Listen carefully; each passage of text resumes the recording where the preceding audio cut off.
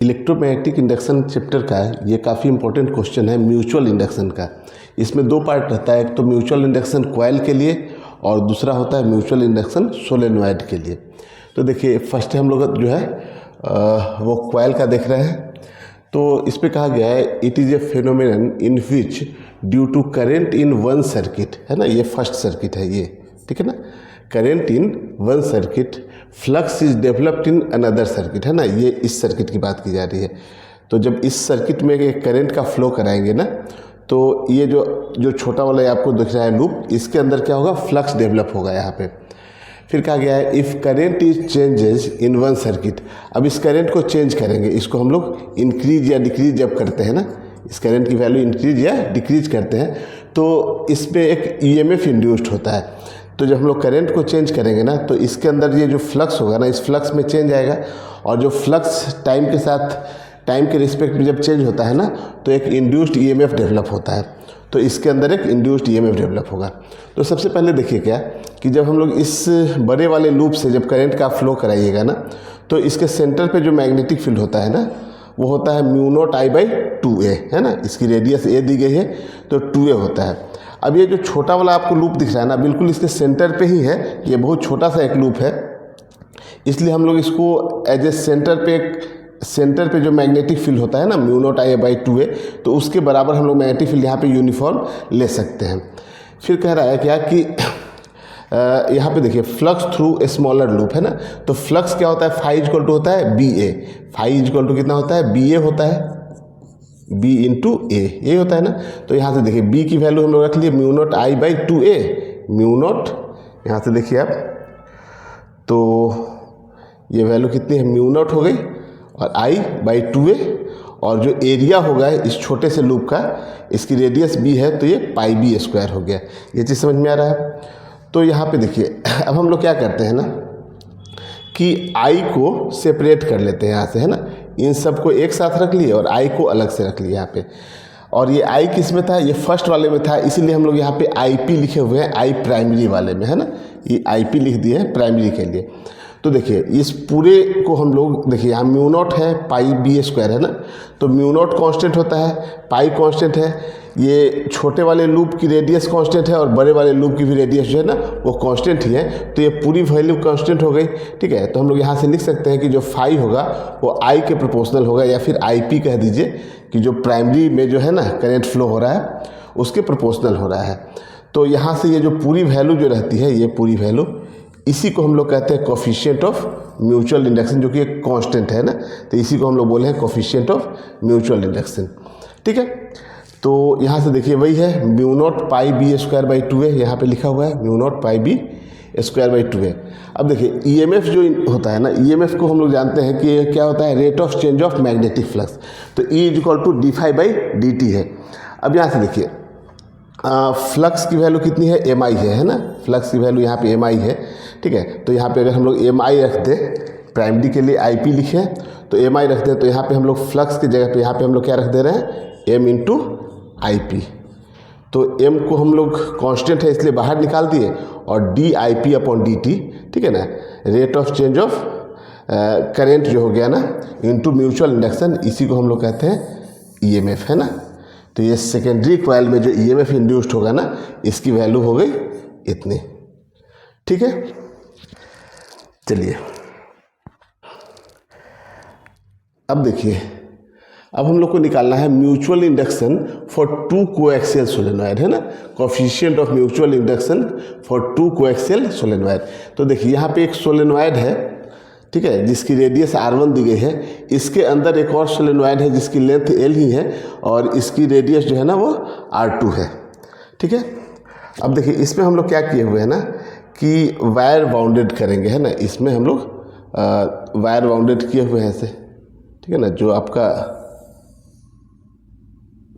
बिगर वाला सोलेनॉइड है, इसमें इस तरीके से हम लोग वायर को बाउंड करेंगे, ठीक है। देखिए दोनों जो सोलेनॉइड है ना, एक सोलेनॉइड हो गया, इसके अंदर एक और सोलेनॉइड है, और दोनों सोलेनॉइड का जो एक्सिस होगा ना वो एक्सिस एक ही रहेगा, है ना। ये सोलेनॉइड का एक्सिस हो गया, ठीक है ना। इसलिए हम लोग इसको क्या बोलते हैं, कोएक्सियल कहते हैं ना। दोनों सोलेनॉइड का जो एक्सिस है ना वो एक ही रहता है। देखिए अब क्या क्या है कि यहाँ पे number of turn per unit length for outer solenoid है ना, ये आउटर वाले की बात की गई है। इसमें नंबर ऑफ टर्न जो है ना वो कितना है, N1 है। ठीक है, इस तरीके से जो सेकेंड वाला जो है ना, जो इनर वाला आपको सोलेनॉइड दिख रहा है ना, उसमें number of turn per unit length जो दिया हुआ है ना वो N2 है।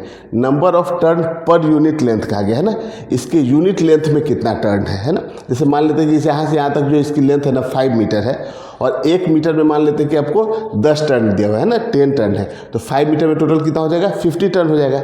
मतलब कि अगर आपको टोटल टर्न निकालना हो इसमें ना, तो number of turn per unit length में आपको इस सोलेनॉइड की लेंथ से मल्टीप्लाई कर देंगे तो टोटल टर्न निकल के आएगा।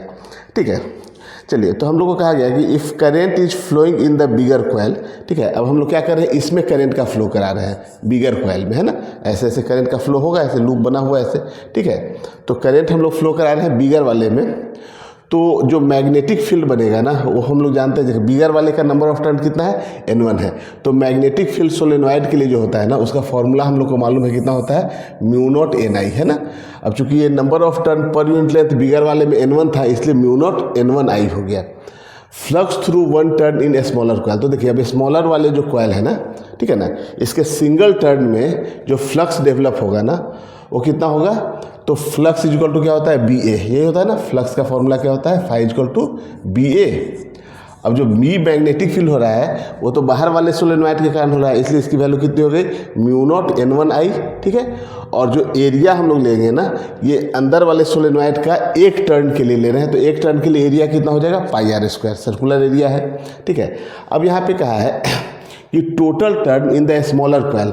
स्मॉलर कॉइल में देखिए टोटल कितने टर्न होंगे, तो number of turn per unit length लिखा हुआ है कितना, N2 है स्मॉलर कॉइल का, और टोटल सोलेनॉइड की लेंथ कितनी, L है। तो टोटल नंबर ऑफ टर्न जो हो जाएगा ना इनर सोलेनॉइड में वो कितना हो जाएगा, N2 × L। यहाँ तक ठीक है। तो देखिए नेट फ्लक्स कितना बोलेंगे हम लोग, फ्लक्स इक्वल टू क्या होता है, फाई इक्वल टू BA है ना। तो यहाँ से देखिए, तो ये आपका मैग्नेटिक फील्ड μ0 N1I, तो μ0 × N1 × I। ठीक है, πr2 का स्क्वायर, तो πr2 का स्क्वायर, और N2 × L है, टोटल टर्न है, तो यहाँ देखिए N2 × L है।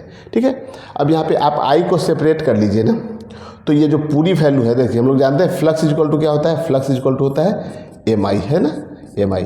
तो यहाँ I को जब हम लोग सेपरेट कर लिए तो ये पूरी वैल्यू जो है ना वो कितनी हो जाएगी, यहाँ से यहाँ तक ये जो पूरी वैल्यू है इसी को हम लोग M बोल रहे हैं यहाँ पे, और इसी M को हम लोग क्या कहते हैं, coefficient of mutual induction for solenoid. ये अपना हो गया coefficient of mutual induction for solenoid है ना। ठीक है, coefficient of mutual induction for solenoid, जिसकी वैल्यू इतनी हो जाती है। बस I के अलावा जितनी भी वैल्यू आपको दिख रहे हैं ना उसी को हम लोग कहते हैं। तो देखिए इसमें तो क्या था कि हम लोग की आउटर वाले में करंट का फ्लो करा रहे थे, और इनर वाले में जो है ना हम लोग देखिए यहाँ पे कि कितना होता है फ्लक्स, है ना।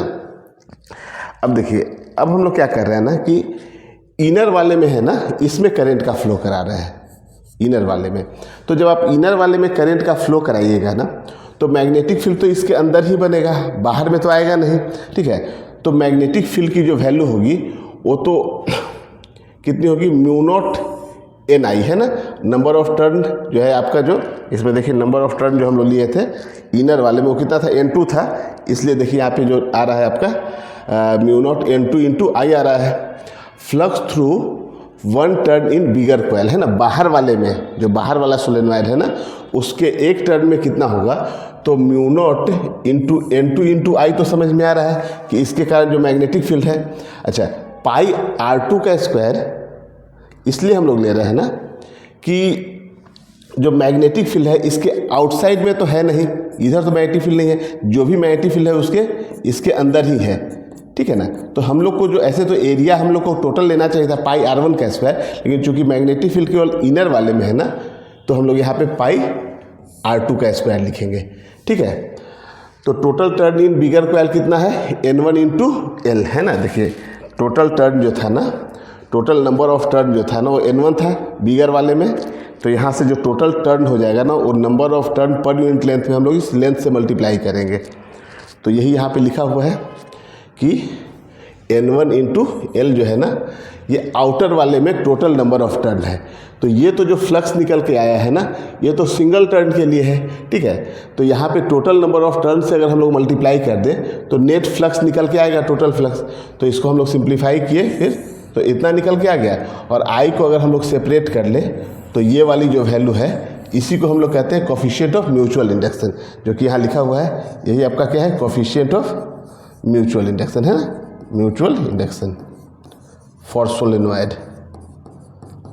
तो इसमें क्या होता है ना कि यहाँ पे जो म्यूचुअल इंडक्शन की वैल्यू जो है ना, वो म्यू नॉट N1 N2 पाई R2 का स्क्वायर इंटू एल है। और जब हम लोग आउटर वाले में करंट फ्लो कराए थे तो उसके कारण जो अंदर वाले के लिए जो फ्लक्स था ना, उसकी भी वैल्यू सेम यही आती है। तो ये हम लोग फर्स्ट के लिए देखें या सेकंड के लिए देखें, ये जो म्यूचुअल इंडक्शन जो होती है ना, उसकी वैल्यू हमेशा यही रहेगी। इसमें भी देखिए यही है, और यहाँ पे भी आप देखिएगा तो यही है, ठीक है ना, सेम वैल्यू ही रहता है, ठीक है। तो नोट कर लीजिए इसको।